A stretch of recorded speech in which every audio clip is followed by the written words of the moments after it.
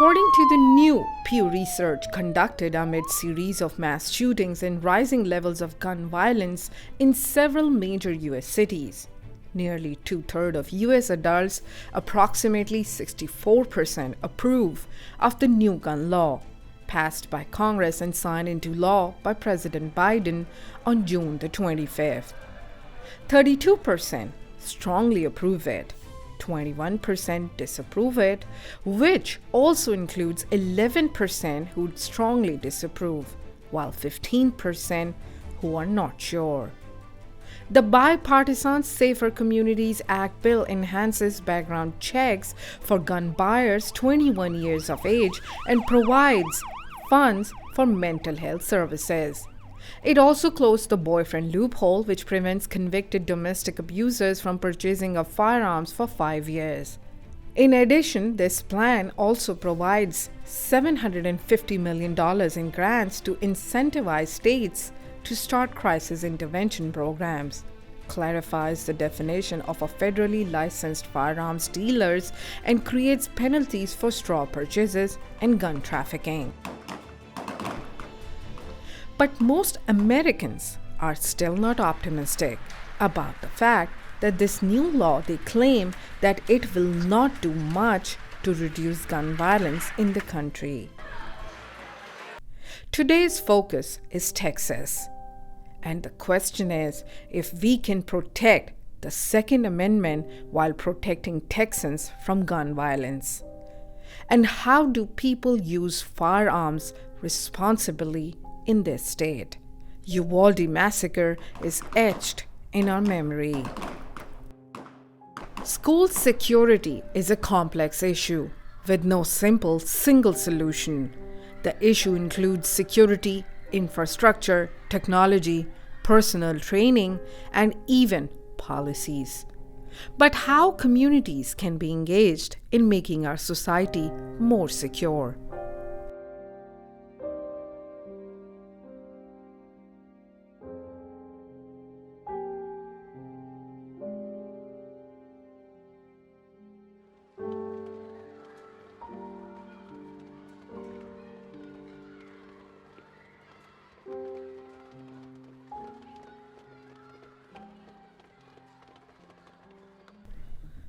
The National Rifle Association, NRA, an organization originally established in 1871 to train hunters and marksmen on gun use and safety, has transformed into one of the most effective political lobbies in modern American history. The group advocates for gun rights, resisting any encroachment on what it deems to be an inalienable right to unhindered, unregulated gun ownership. To find some answers, I met Sue King, Women's Shooting Sports Foundation's former executive director and member of the board of directors of National Rifle Association, and a sharpshooter. We have Sue King with us today, and she's going to talk about what is gun safety and how we can apply it in our modern society. Thank you, Sue, for joining me today. My pleasure. Thank you. Tell us more about your NRA career. The NRA career was one of the more interesting 14 years of my life. The NRA is judged to be one of the finest lobbying groups in the entire country. And you have to be elected to their board by with a national election. So I was very flattered to manage to get elected 4 times. Wow. And I was sort of suspected that fourth election in my favor occurred, that I was getting really tired of all that. So I retired from the board, but not until we had influenced great numbers of politicians, and a lot of the American people, that we all do indeed have a right to protect ourselves in our homes, on our property, or if we are attacked off our property, and that we have a right to use whatever means of self-defense we have with us. In Texas, that usually means a gun. Yes. And at least 50% of people in this state, if not more, own guns. Yeah. And quite a few of them enjoy shooting guns. But the main thing the NRA is interested in, not just in helping people shoot, it's particularly interested in protecting the Second Amendment of the Constitution. Yeah. The Second Amendment of the Constitution is the one that enables us to protect our rights under all of the rest of the Constitution. We would not have freedom of speech. You would not be free to speak as a journalist. There would be stringent regulations against what you could and couldn't say, or if you could speak at all on an issue. And the NRA feels that the Second Amendment is the most important amendment because it protects your right to protect yourself and your government, and has led to this great country we live in today. Let me ask you this question over here. Like, can we protect Second Amendment while protecting Texans from gun violence? So there is a reality of gun violence as well. So how would because with your extensive career and your work and your passion, you're the best person to tell us about it. Well, I think most gun owners would be the best person to tell you about it. But it's simply the right to protect yourself and your property at all times. It's called the Castle Doctrine, and it was originated by Marion Hammer, the first woman president of the National Rifle Association, and a dear friend whom I've admired for years. But it was her work with the Castle Doctrine. Your home is your castle. You have every right to protect it. That is a right she helped create and get through legislatures, and we employ it in states all over the country now, including Texas. I agree with that point of view, because that's like defending yourself, the side. But I'm talking about the criminal side of the gun violence. And there's so much gun violence. Let me say it as, for example, what happened recently in Uvalde. It was a teenager. Now, in the society, in the modern society where we live, people are not responsible enough. How can you bring that in? I think people are responsible enough, but the problem is that most of the gun violence, virtually all of it, is created either by the criminal element, Yes. or those who are mentally disturbed, Yes. or some people who just can't control their emotions, and she felt like she had to shoot her husband because he was being mean to her. Yeah. Yeah. Those are the basic reasons we always, when we say guns, we think of that type of violence. Yes. Now, Exactly. creating a law that takes the right to protect yourself with a gun away from everybody simply because a very small minority of our population has misused their right to own a gun. I agree, but how can we define it for people I don't to think be you can. responsible? I don't think you really can define gun violence, because it's not gun violence. It's human violence. The gun is simply an inanimate object. In fact, we kill more people every year in this country with automobiles than the criminals and the psychopaths do with a gun. It's their access. It's their access. If they can, somebody has a mental condition in a situation. And if you can anticipate that, well, first you have to identify, Yeah. which we are not even close to doing, why some people are psychotic or why they become criminals. If you could keep them from getting the guns, Yeah. that would eliminate the problem. But Then that is an impossibility. that brings the law, change in the law. But the law does not protect, defend. It defines what the crime is. It defines what the sanctions are, and it doesn't work. It doesn't work with regard to guns. It doesn't work with regard to the taxes we pay. If a human being is not going to obey those laws, there's nothing we can do about it except sanction them. But the sanctioning process has been, just the trial by jury thing takes so long in this country that these people many of them never end up in court at all. They just let them out of jail. Okay, let me give you you saw what happened at the Robb Elementary in Uvalde. It was a kid who had the access to pick up a gun. He was not in the right state of mind. and there were children on the other side. How would you look at the situation? Like, what could have been done differently, or situation would not have escalated to this level? At the present time, we don't have the knowledge to truly identify what a psychopath is going to do. We don't have the knowledge to prevent a criminal activity, a felony of some kind. We don't have the knowledge to do that. And it's impossible to do that, so we just... But then don't you think then we should limit their access to reaching these violent... Well, we do have limits already. We have sanctions. We have laws that say you can't shoot somebody with a gun if they're not in a commission of a crime. Does that stop people from getting shot by the perpetrator in an act of violence or criminality? No, it doesn't protect him at all. What if we put an age limit to the law and we say, okay, this much age limit, these kids cannot buy it? How about that? I don't see that an age limit would do any good at all. Again, I don't think it's enforceable. We have age limits about drinking. Okay. I can assure you that hasn't stopped anybody. It still happens. It still happens. We have all kinds of laws and dire sanctions about drugs. Does it stop people from using drugs? Not at all.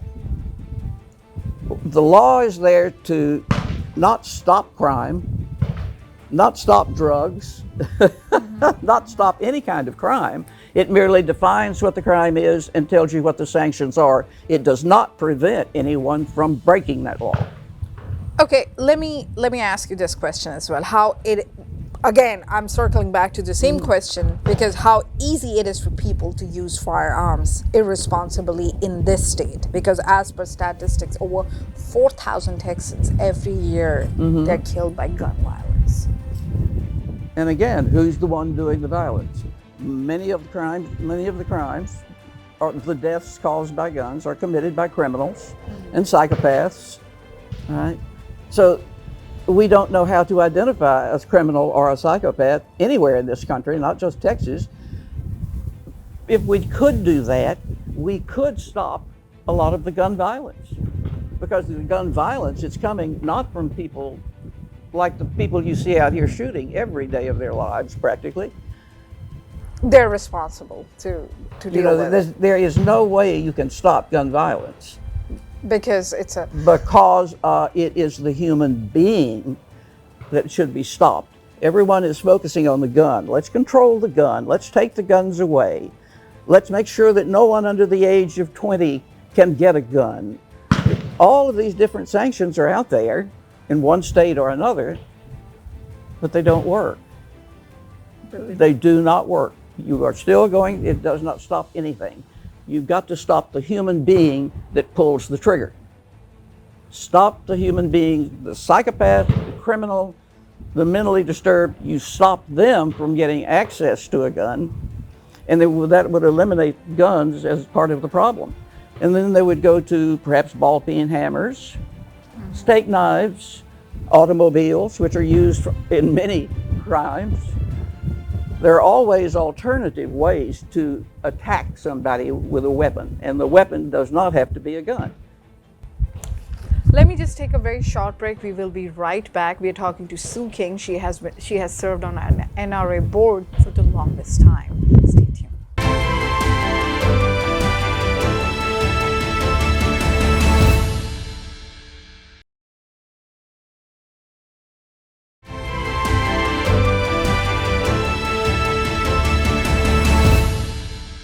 Welcome back. We have got Sue King with us, and we were talking about the gun violence issue, and Sue agrees. Sue claims like guns are not the cause, it's the people. My last question before going on the break was like how easy it is for the people to use firearms irresponsibly.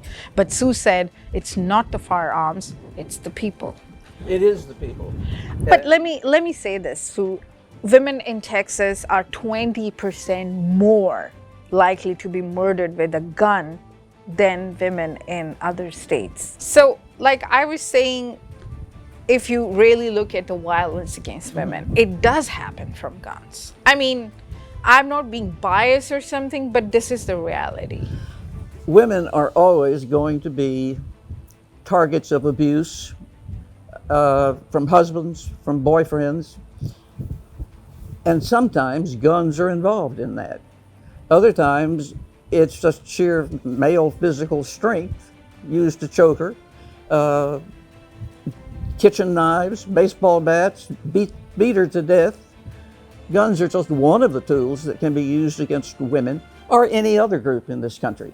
And I'm afraid that I can't get on board with the idea that so many women are being killed by guns, because I don't think that proportionally that's correct. I think you're going to find that more males are killed by guns than women. It depends upon what segment of the population you're looking at and how you define that group. You can come up with any sort of numbers you want to. Okay, let me ask you this question over here. Do you really think, okay, let's talk about AR-15 and AK-47. Do you really think that there is any need for any civilians to just own them because they just like to have them? These are that assault. Is one of the most misunderstood things in this whole conversation. What exactly is an assault weapon? The technical definition for an assault weapon is that it be capable of fully automatic fire. All right? Without fully automatic fire, meaning that you press the trigger down and hold it, you do not release the trigger, but you hold it there, and you get a steady stream of bullets. Guns which have that feature, guns that can fire full automatic, now that is technically what an assault weapon is. Yeah. The AK-15, the AK-47, the Batmaster #1, whatever you want to call them, is nothing more than a sort of myth, really. Most AKs and other guns that are termed assault weapons by the anti-gun crowd that are bought in this country are not actually assault weapons. They are designed to look like assault weapons because people make, it sells, but they do not function as an assault weapon. You and I no one can buy a true assault weapon in this country unless they have had a background check by the federal government, unless they have special licenses, which could only take maybe a year and a half or 2 years to get before you could actually purchase the gun. What you see on the shelves in your sporting goods stores that look like the AKs and so forth, those are not assault weapons. Those are not fully automatic weapons. The only assault weapons that you can define, you have to define as fully automatic, fires continuously, and you're not going to get one. So if this is the case, then why this has been worked towards the fact like, oh, it's so easy to go and get an assault rifle? It's because the term assault rifle is completely misunderstood, and most of the nation is misinformed about what an assault weapon is.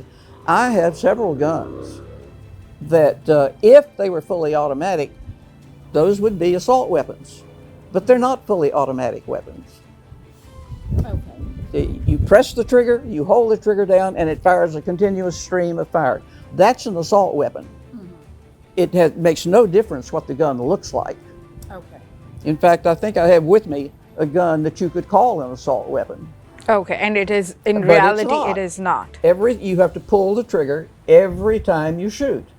Oh, okay, we are going to see that. But okay, my wrap-up question I'm going to ask you over here is like, let me just say this, like, let me take a situation over here, like Robb Elementary School, Uvalde shooting happened. In 2009 in Midland, Odessa shooting happened. Red flag law systems came in, nothing worked out. Safe storage and child prevention laws also came in, didn't work out. It happened in Santa Fe, in our very own state of Texas. And then we have already spoken about the domestic violence issues and all that. So don't you think that the common denomination factor which is dominating this entire conversation is the violence which was assumed through guns? It was not a knife, It was not a car, it was not anything like that, but it was a gun. Oh, but it would happen. They would just use a different tool than a gun. So probably there were not too many casualties like It's that. it's simply a question of what is most available. But the gun itself is not violent. So then it means the gun was available, that's why this much casualty happened? Perhaps. Or maybe they're the type of psychopath who preferred to beat their victims to death, or strangle them, or whatever. In any case, guns are not just lying around for any psycho to pick up. But they Any are gun there owner is- in the house, or Yes, if but they if they're have. stored properly, you wouldn't give someone who you knew had a mental illness the keys to your car and say, "Hey, go drive around the city and have a good time." Any more than you would hand that individual a gun. But they can always get guns anytime they want them. It may not be in their house, but they can go to a street corner in one of the poor rent sections of downtown and buy not only a gun right there on the street corner, they can buy all kinds of heroin, morphine, whatever the drug du jour is. They don't have any trouble accessing firearms. They don't have any problem killing people with automobiles. And that has happened several times that I have seen in the news over the past year. If they're that kind of psycho, they're not waiting for a gun to be given to them. They will go out, and if they can't get a gun, they'll get a different tool. But they will do what they have to do. So what if that makes them like get their desired results, whatever is going on in their head, basically. So mental illness, you think, is the main problem? Mental over here. illness and crime. Now, they're the two places where we could do the most good if we didn't spend so much time selling this fallacy that if it looks like an assault weapon, it's an assault weapon. And it's not.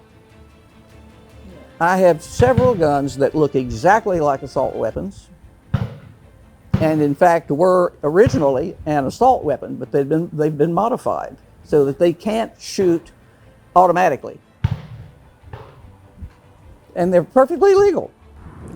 But people don't even put them safely. I mean, we are talking over here. It's like a lot of kids pick it up, but they were Yeah, not stored and- properly. So it's about the nature of the situation. Guns must be stored safely in a place where children cannot get at them. And there are a number of ways to do this. The NRA has some excellent publications which explain how to store guns safely when children are present, and just proper storage wherever you are. But many, many safety booklets from the NRA, go to the NRA website and you'll find them. I vaguely remember helping write one of them 30 years ago. But you can safely store guns. And people should be doing it. And it's a question of the individual being responsible. It's not the gun's responsibility to be stored properly, it's the owner of the gun. But what if That's these the teenagers, NRA is- but what about, Sue, if these teenagers can go in the store and they can just give their license and they just buy it, and there has been recently, you don't need to even have a permit to have a gun, you can just have it with you. No, you do have to undergo a background check. And that's exactly what happens. I cannot walk into a store and pick a gun off the shelf and say, I want that one, fill out the paperwork, hand them my money, and when I reach to take the gun and go back home with it, I'm stopped. Sorry, ma'am, you have to be checked out thoroughly first before we can give you the gun. That will take approximately 3 days before the check is complete. We will call you when we know that you can handle the gun safely and that you passed the background checks. We will let you know, and you can come pick up your gun then. But what about these teenage children? They just go in the store, they just buy it for their 17, 18 birthdays. The seller is selling illegally. Okay, and again, it's a criminal misuse. Criminal misuse, psychopathic misuse of the gun. That's about it. Thank you so much, Sue, for giving me so much time. Oh, you're very welcome. We had a discussion with Sue, and she explained us what exactly is the situation from an NRA point of view, from a gun owner point of view. Thank you for watching NTV America's show Truth Be Told with me, Sophia Jamal.